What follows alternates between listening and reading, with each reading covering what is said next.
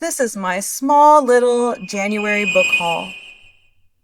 The first book that I got really excited to read is called Black Easter by James Blish. This is part of the After Such Knowledge series, the first of which is A Case of Conscience, which I read last year and really loved. It's one of my favorite books.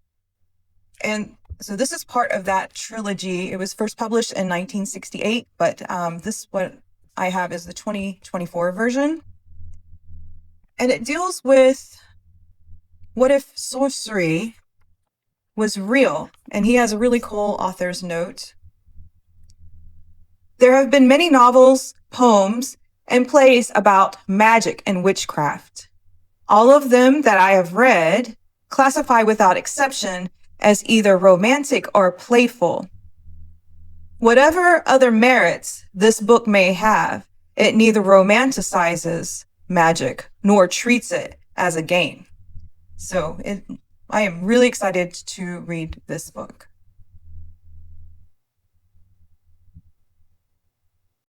The next book I got it's more of a fun book. It's not a really serious book. It's Julian May's The Many-Colored Land.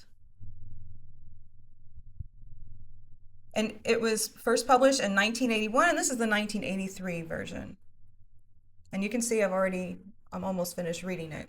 It's a lot of fun. It's about in the future of, the far off future of the 21st century, we're going to be in this galactic kind of empire type of thing where you can move all over the galaxy and explore planets, and there's all kinds of colonies all over the galaxy. But there's a group of people that are kind of outcast, they're kind of misfits that don't quite fit. And so when a one-way time tunnel to Earth, 6 million BC in the Pliocene era, was discovered, every misfit, light years around, hurried to pass through it, hungry for adventure and a life free of all the stuffy rules of society. But none could have guessed what awaited them. Not in a million years. Ooh. So it's a lot of fun. It's a science fiction book, but look, you can even tell by the picture, it's definitely more of a fantasy type of story. You can see there's someone on a blue horse chasing a rocket ship. So it's kind of a combination of the two. But I think it definitely falls into more fantasy. So if you love fantasy books, I highly recommend this book.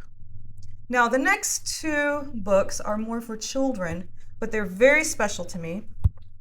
The first is The Double Disappearance of Walter Fosbeck by Steve Senn. This was published first in 1980, and this is the 1983 version of the book.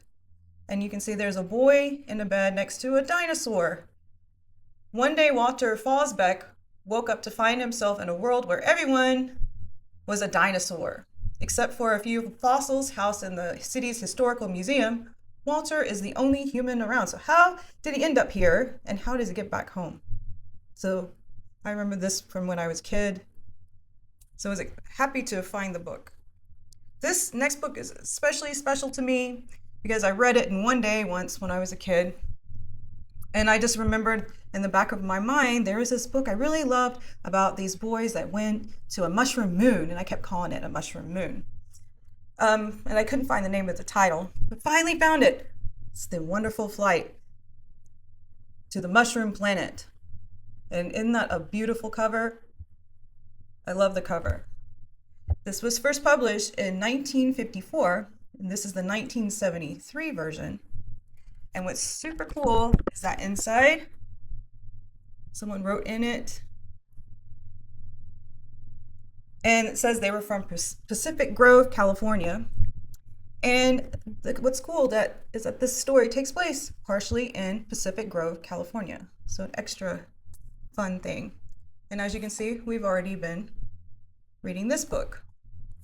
So that's my small little book haul that I got for the month of January. Some of those are Christmas gifts, and I'm looking forward to discussing the books after I finish reading them.